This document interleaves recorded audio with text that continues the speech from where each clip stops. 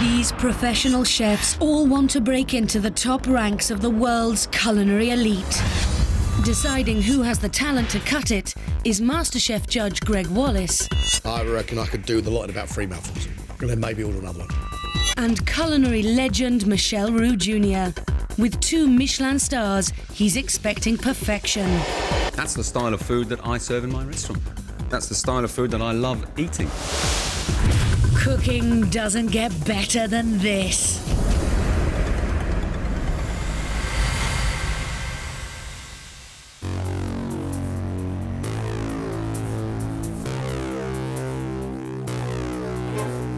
These 4 chefs have been working in professional kitchens for years, but they want to prove they can compete at their industry's highest level.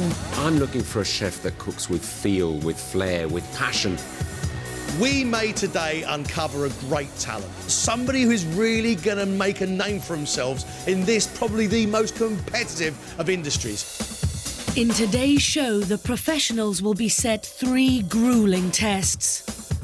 Only the best chef will make it through to the quarter-final. In this, the first of the tests, the contestants will not be cooking for Michel. As one of only a handful of 2 Michelin star chefs in the country, the 4 contestants will have to earn the right to cook for him.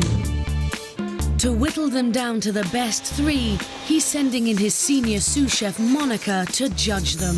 Move it! Get that garnish on the plate now! Monica, my sous chef, has been working for me for over 5 years. I trust her judgment. I know that if she says it's all right, then it's good.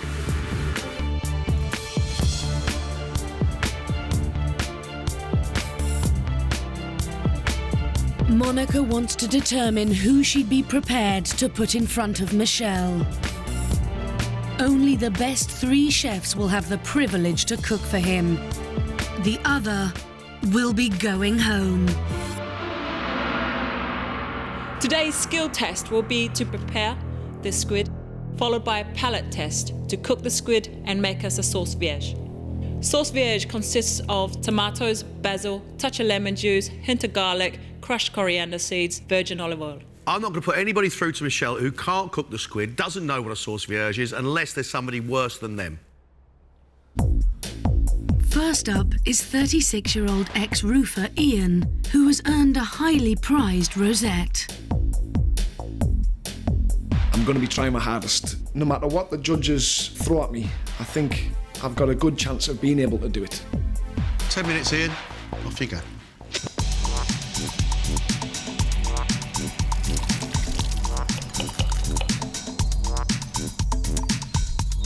I'd love to cook for Michel Roux Jr.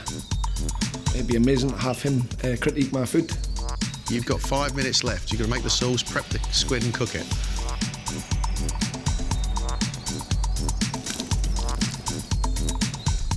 You've only got 2 minutes.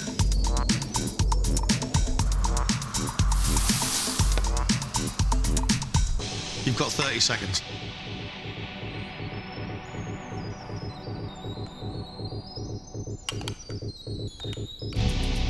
Time's up. Stop, stop, stop. Ian, very impressed that you knew what you were doing with that squid and you managed to get it done on time. Thanks, Chef. Thank you. Overall, presentation, not bad. Right. Very sharp in the lemon. The calamari could have done with just a tad more cooking, and getting a whole bit of coriander seed. As a professional, you know it's not pleasant. No. It is a little bit too citrusy, but by and large, I think you've done okay.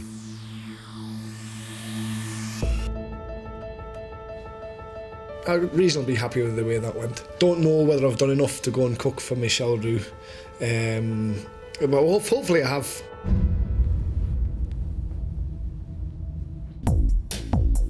Next up is Steve. Until recently, he was a head chef, but to pursue his Michelin ambitions, he's taken a more junior role in a kitchen where he faces tougher challenges. 5 years I'd like to be head chef in a Michelin-starred restaurant. Having a Michelin star as the top accolade in professional kitchens would be something you could be really proud of. 10 minutes, Steve. Good luck. Off you go. Thank you very much.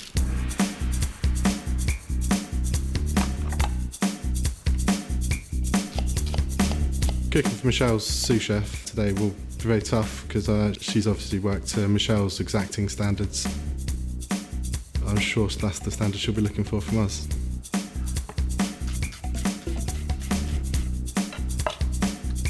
I don't want to scare you, Steve, but you have 3 minutes left.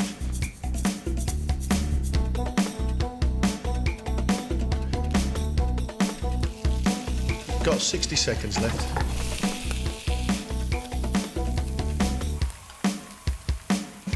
That's it. That's your time's up. Steve, calamari, you cleaned it perfectly. The outside was nicely peeled, everything removed, and you even used a tentacle. Nice to see on the plate.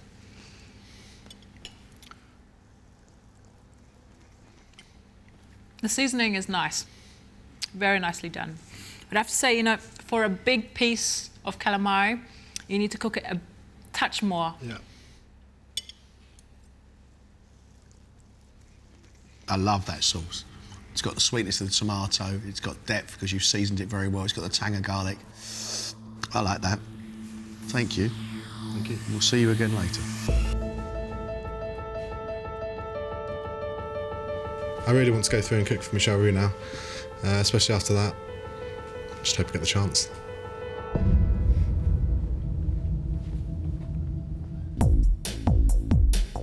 "30-year-old Brazilian Ricardo has only been a professional chef for 3 years, but has already progressed to head chef. I'm a very competitive person. I really enjoy competition, and that's why I'm here. Best of luck, off you go.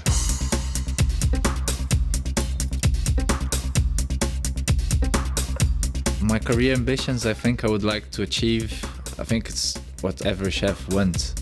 Just want to cook good food, make people happy. 3 minutes, Ricardo. 3 minutes, my friend.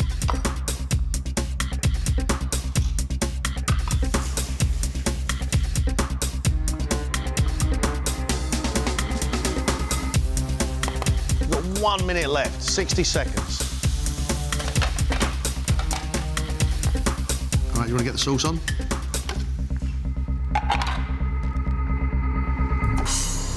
That's it. Time's up. Ricardo, had you prepped squid before? A long time ago. You cooked it with the skin on. I always served with skin and Okay, just well- gives more flavor. Welcome to Michelin standards. We take the skin off.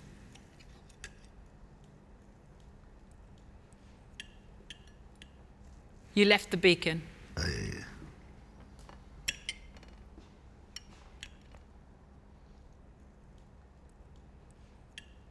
The texture of the calamari, perfectly cooked. But you haven't put any herbs in your sauce, no coriander seeds. Ricardo, it's a shame because the seasoning is wonderful. There is the two sides of you. One is the person who's delivering bags and bags of flavour, and the other one is the one who is silly enough to leave the beacon. We'll call you back in when we made a decision, but thank you. Thank you.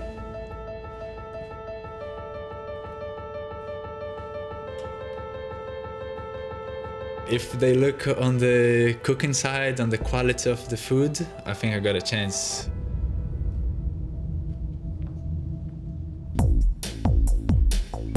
Michael is last up to fight for the right to cook for Michel. A proud West Midlander, he dreams of putting Birmingham on the culinary map. Winning this competition would be amazing. Something that I could maybe use somewhere else, show other people, pass on a bit more knowledge to someone, you know, give something back. Off you go, Michael. You've got 10 minutes.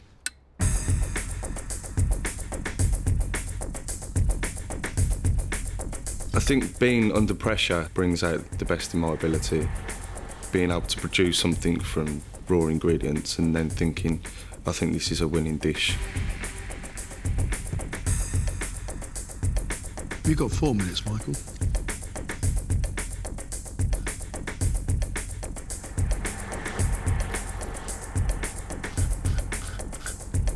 We've only got 2 minutes. Yeah. I'd speed up a bit if I were you.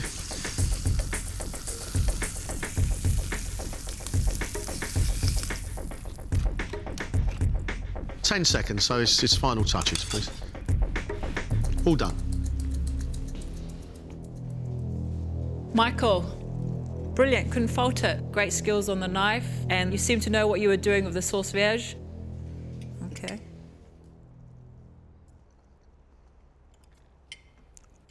Squid is faultless. Nicely seasoned, fantastic cooking. I don't have to fault you on your sauce vierge, okay? All I get is a lot of parsley and raw shallots. That squid is just absolute perfection. Just the right amount to give. That is really good cooking. Thank you very much. Thank you. It was pretty grueling, it was pretty hard. To go on and achieve and to actually cook for Michel Roux, it'd be amazing.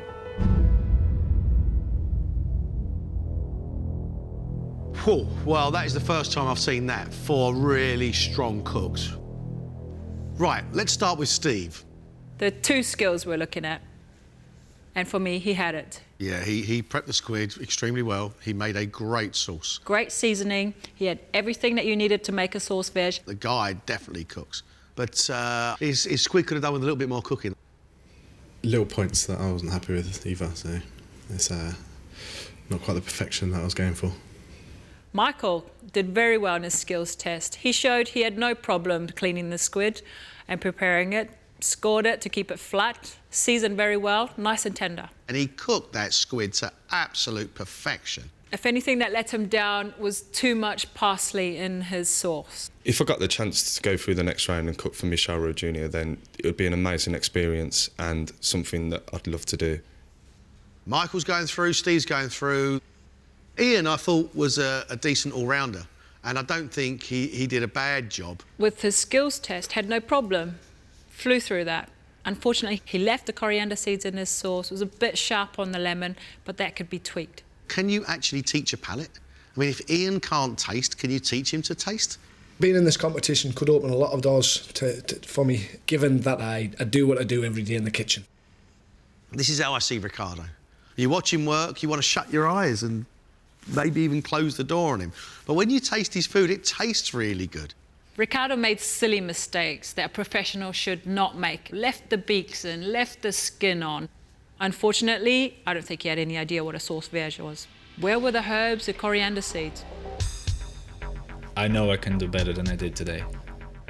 Both these guys made mistakes, but which one do we consider the most capable of cooking for Michel? Not just cooking for Michel, but possibly impressing Michel. Morph them together, I'd be the perfect chef.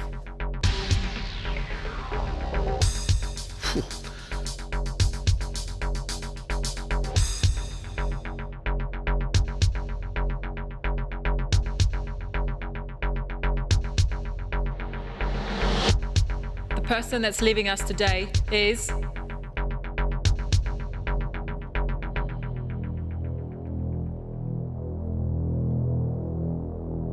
Ricardo.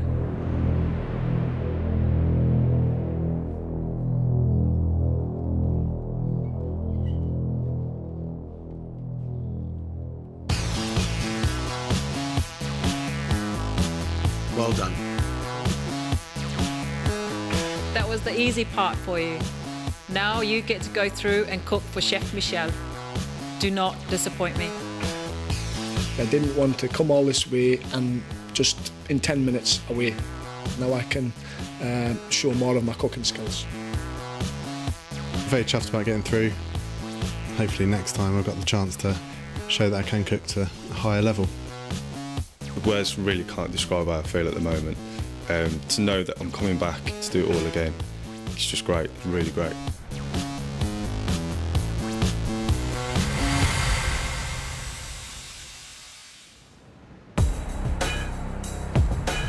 It's day 2. Michael, Ian and Steve are back, and this time they have the chance to cook for Michel Roux Jr.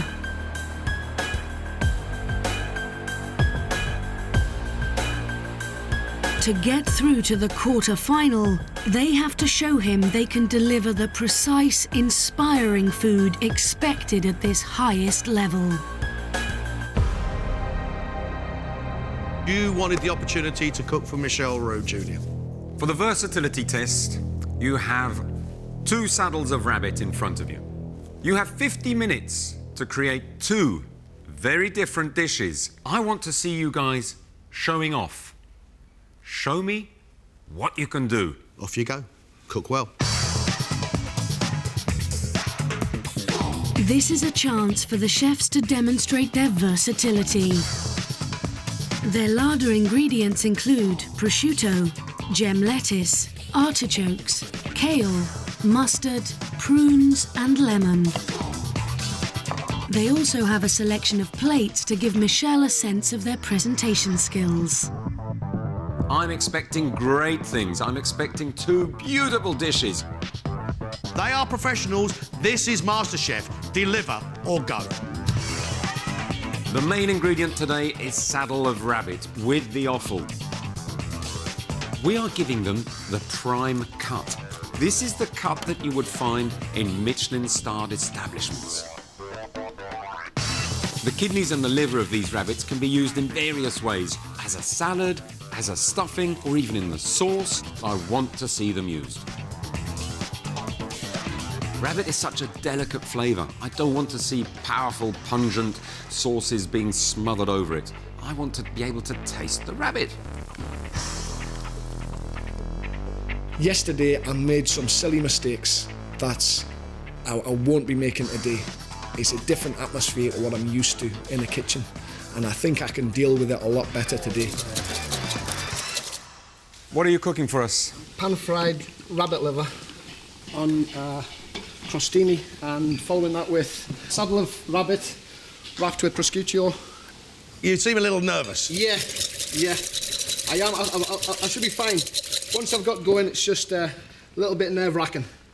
I think I'll be fine by the end of the day. Well, I'd like to see is for you to just maybe chill out a little bit. Okay. And let your cooking flow. Come on. You've had 15 minutes, you've got 35 left. I think my strengths are probably the fact that I am calm and I do remain focused and I don't get flustered, and I've got very high standards. To maintain that is what I set out to achieve in every dish I create.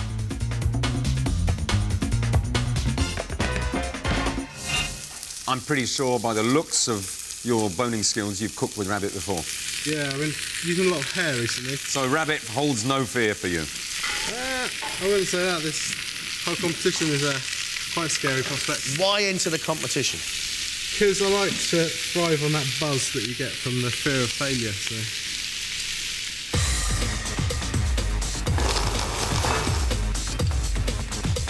You have 17 minutes.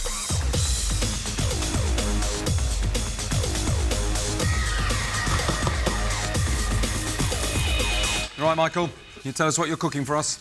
Rabbit livers on a crostini with a tomato and parsley salsa.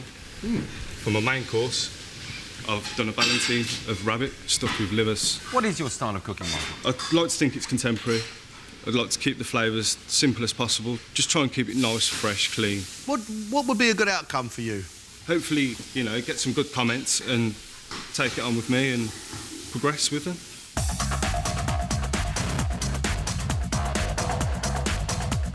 Knowing there's only one place up for grabs, it's all or nothing now. The food's got to be good, so I'm going to be pulling everything out of the bag. Just 90 seconds, that's all you've got. Last touches.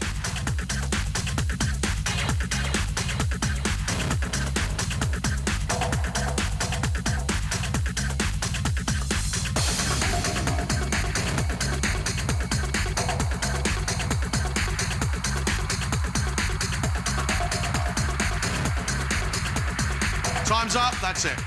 That's it.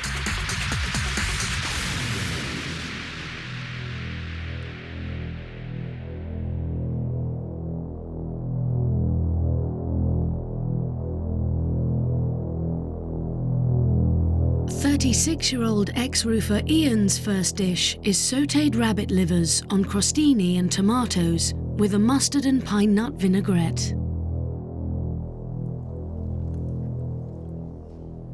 The livers are well cooked, they're well seasoned. The dressing you've sweetened with some sugar, and that's really nice. It works very well with the liver. It's the wateriness of the tomato against the really firm flesh of the liver that for me doesn't work. Juicy tomato comes in, then you've got to get through loads of bread until you taste that liver. It needs a better balance than that. Ian's second dish is loin of rabbit wrapped in prosciutto with creme fraiche curly kale and buttered boiled potatoes. This is very odd presentation for me, Ian. It's not even sort of in the middle. It looks as if you haven't really thought about it. You didn't have a picture in your mind. It's also lacking of sauce. It's screaming out for a bit of sauce there, a jus or something, a vehicle for flavour. Rabbit is nicely seasoned. Your potatoes are not seasoned enough and slightly underdone. The flavour is coming from well-seasoned rabbit and the ham around the outside, which is crisping up beautifully.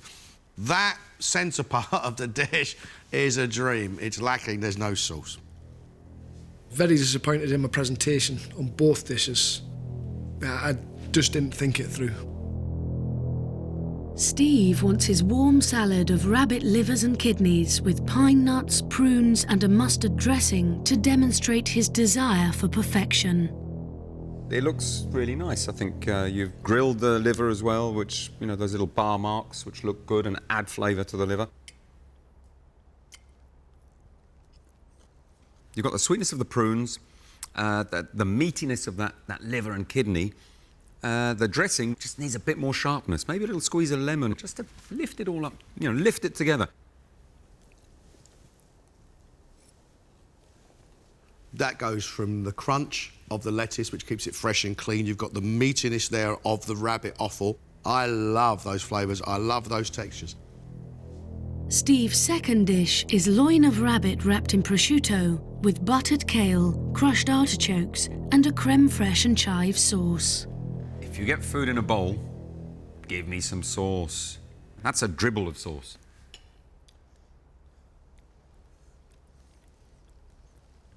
Taste-wise, it's top-notch, beautifully seasoned, beautifully cooked. That's the style of food that I serve in my restaurant. I would say that's the style of food that I love eating.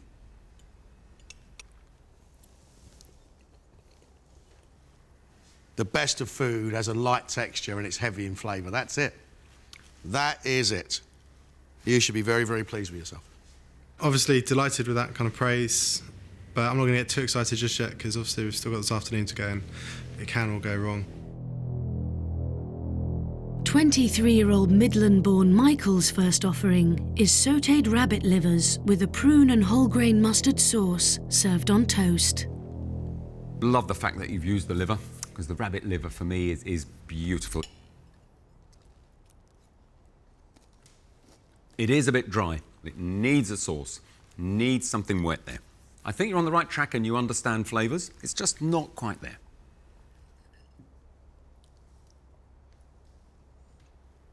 Flavours, lovely. Texture, too dry. Dripping in sauce would have been a delight. Michael's second dish is a ballotine of rabbit stuffed with liver on creamed kale, mash and a puree of artichoke. Presentation-wise, that's quite skillful. I like the idea of the ballotine or this rolled, stuffed loin of rabbit running down the middle. I think that's nice.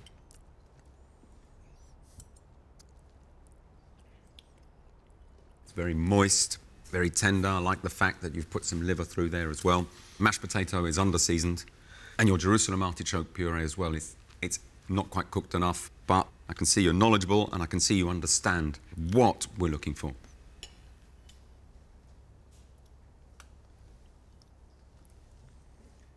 The taste of the rabbit enhanced by the liver is lovely, but You went to a lot of work there to give accompaniments that don't work. There's plenty of promise, but they're not quite coming together. I feel I showed some potential, not all, but hopefully later on I can really raise my game and pick it up. Well done, there's some good food here. Off you go.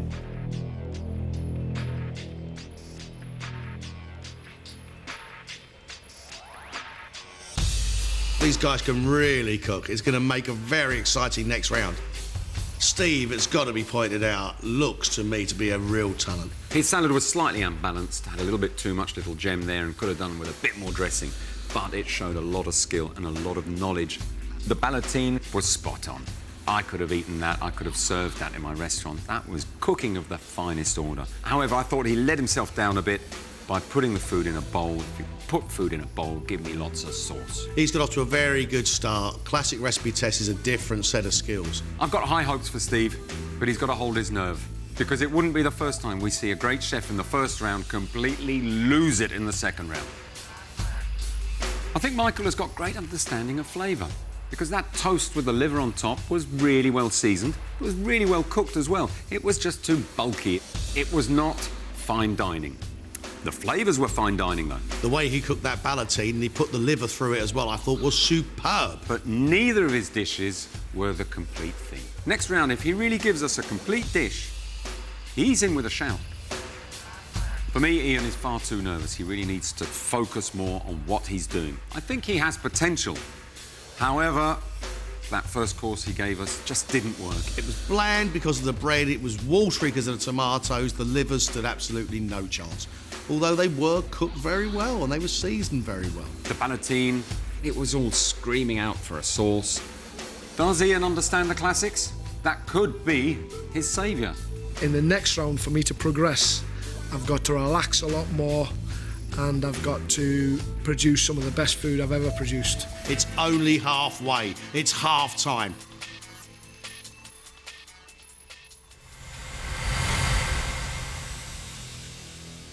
To be a creative chef, you have to have the foundations, and those foundations are French classics. Any chef that understands the classics is already, in my view, at a very high level.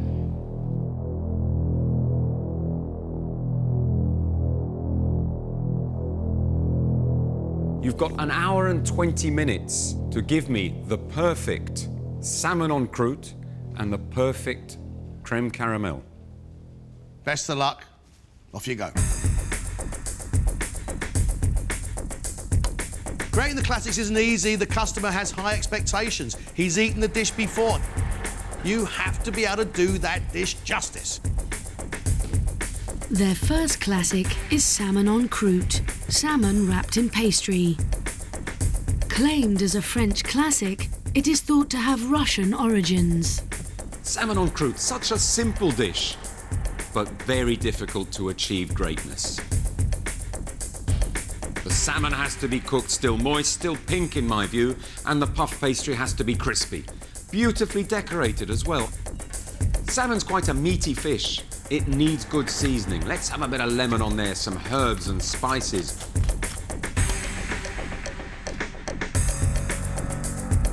I want to see a wonderful sauce, a lovely, rich cream sauce to go with this. Again, flavoured with some wine or some lemon and some beautiful fresh herbs. Two no-nos. I don't want to see soggy pastry, and I don't want to see overcooked salmon. Their second classic is creme caramel served with a blackberry compote. The dessert is a baked custard whose origins go back to Roman times. The French version is cooked and served with a caramel syrup. Creme caramel is one of my favourites. Don't overcook it because it will crack, and if you boil it, you'll get little bubbles in the flan, and it most definitely will crack when you take it out of the mould. I want to see a lovely caramel syrup oozing all over the plate. You had a decent first round. What are you hoping to show us now? It's not just a one-off, I hope, that I can maintain it and not drop those standards. What do you aspire to? I just want to be the best chef I can be, to be honest. Have my own Michelin star one day, hopefully. You look relaxed, almost laid back, I'd say. Is that a mask? I feel in control at the moment. When he starts shouting 10 minutes to go, it might be a little bit different.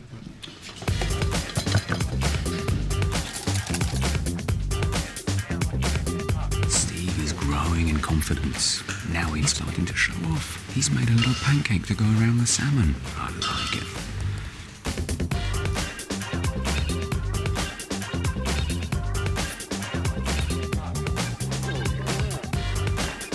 You've had 45 minutes.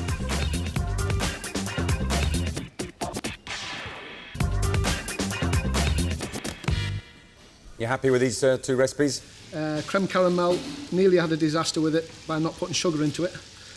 But I just rescued that, which is just not concentrating, but hopefully it'll come together. What's going to make the difference between your salmon and croute and the others? My seasoning and my presentation, hopefully, mine will be just what you're looking for.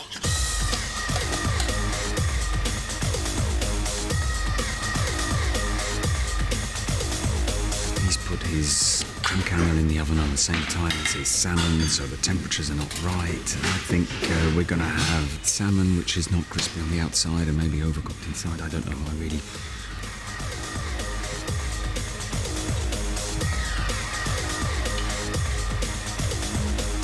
15 minutes left.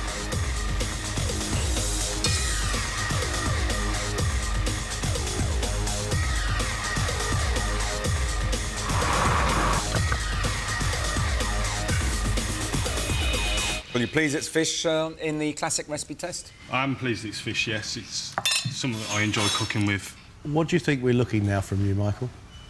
I think you're looking for what I didn't really achieve earlier, creating a full dish how it should be. Have you made a creme caramel before? The last time I made creme caramel was probably at college. It was about 6 years ago, so it's going to be...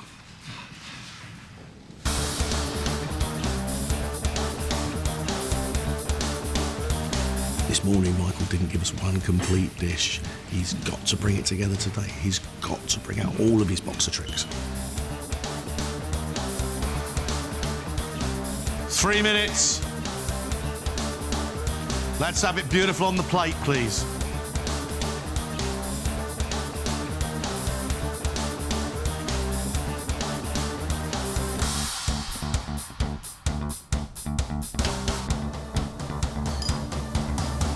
Time's up. That's it. Step away. Time's up. With a quarter-final place at stake, the chef's classic dishes must reach the standard Michel requires.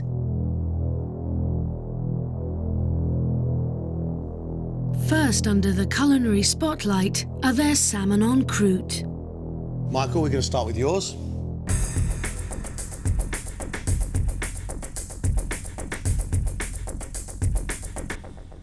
Visually, the first thing I see is your puff pastry on the top is lacking a little bit of colour, but French beans have been beautifully cut. It looks neat, tidy.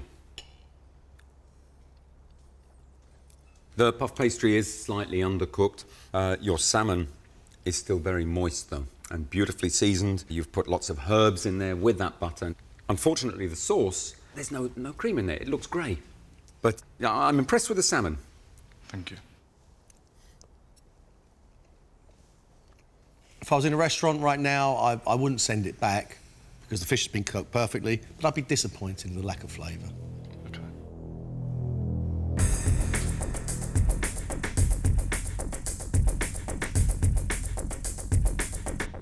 First of all, Ian, that's a massive portion. It's very difficult to talk too much about presentation because you've put so much on the plate.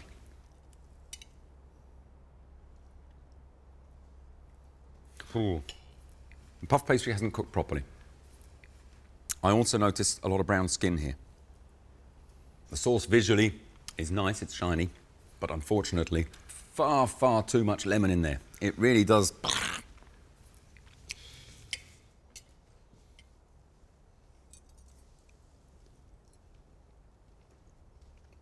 Fish has dried out slightly, and the pastry, rather than flaking, has got a slight chew to it. You really do need to go back to the drawing board with this.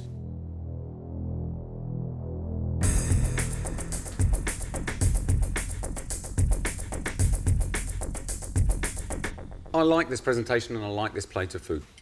You've put the pancake around the salmon there, which has helped retain moisture.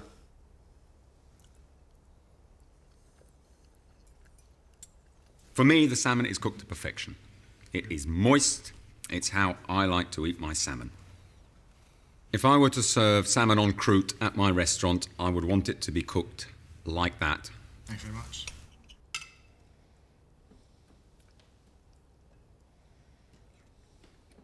The whole thing is bordering on perfect. It's a very, very good dish indeed. The quality of that sauce is exceptional. The flavouring in that pancake is lovely. It's the chef's last chance to impress the judges with their creme caramel. Michael, we'll try yours.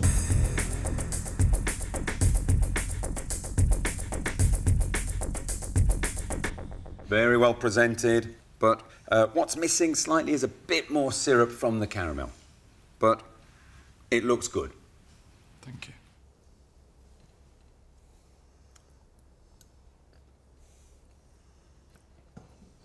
Texture's lovely.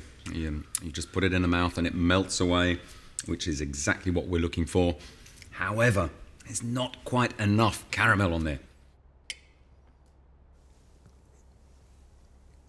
Nice amalgamation of flavours.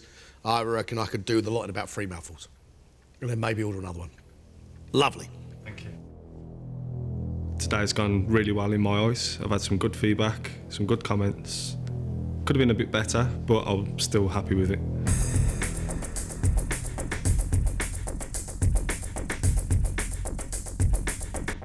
There's a lovely layer of golden brown caramel flan on top. There's hardly a bubble in there. It looks like you've cooked it well. Unfortunately, you've flooded the plate with all your berry cooking jus.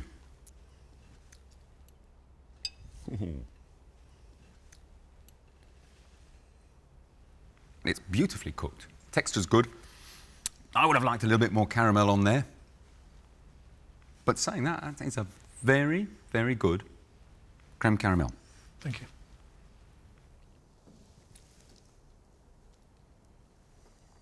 Absolutely delicious.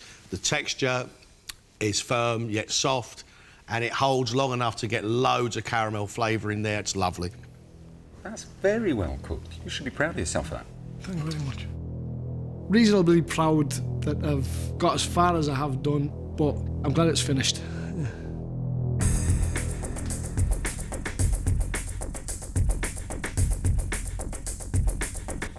Right, Steve, I don't like those little holes around there. That shows that it's been cooked a little bit too high temperature.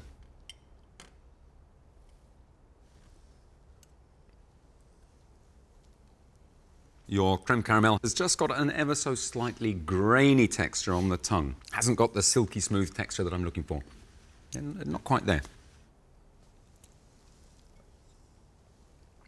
Berries are lovely and soft. The flavours are absolutely right, the creme caramel. It doesn't quite slide down as slippery as it should. I'm annoyed with my creme caramel that I didn't get it as perfect as I'd like to, but I'm trying not to be too downhearted by everything. Thank you, guys. Off you go.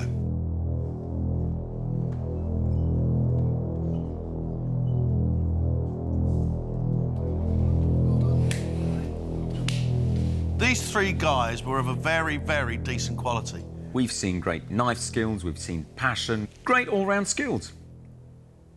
Ian didn't get off to a great start. Although he cooked his livers very well, he decided to serve them on slices of toast on top of a bed of sliced tomatoes, which simply didn't work. The ballotine showed good knife skills. He'd boned out the saddle of rabbit really well, but it was presented on the plate all wrong.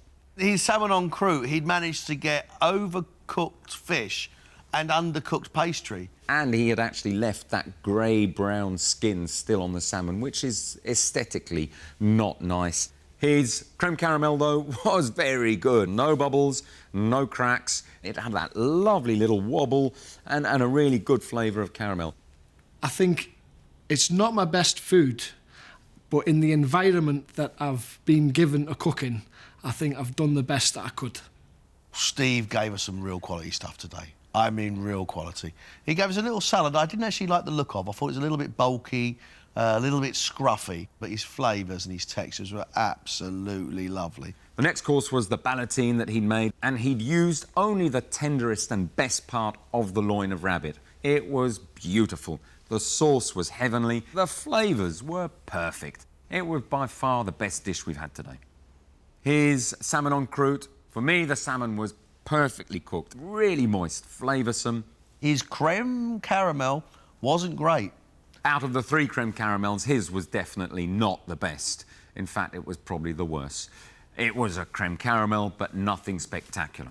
To come in today and cook the way I did and to go home would just be devastating, because I really feel now that I can go on and impress further in this competition. I thought that Michael's livers on that piece of toast with the mustard sauce was truly something lovely. Wonderful flavours. It wasn't beautifully presented. It was quite heavy and too much on the plate. He made us a very, very good ballotine. He put the liver through it as well. Very nice. Again, presentation wasn't up to much.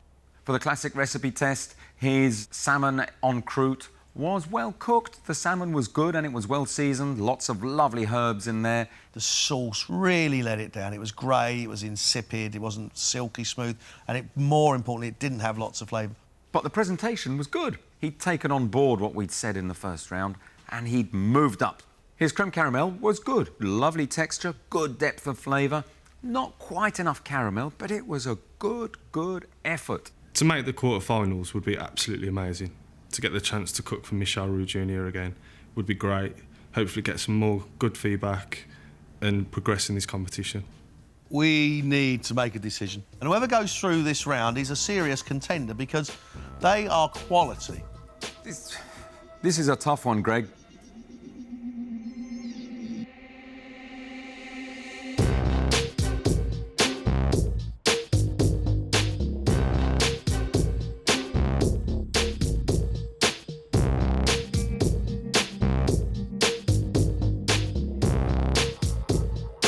Chef going through to the quarterfinals is Steve.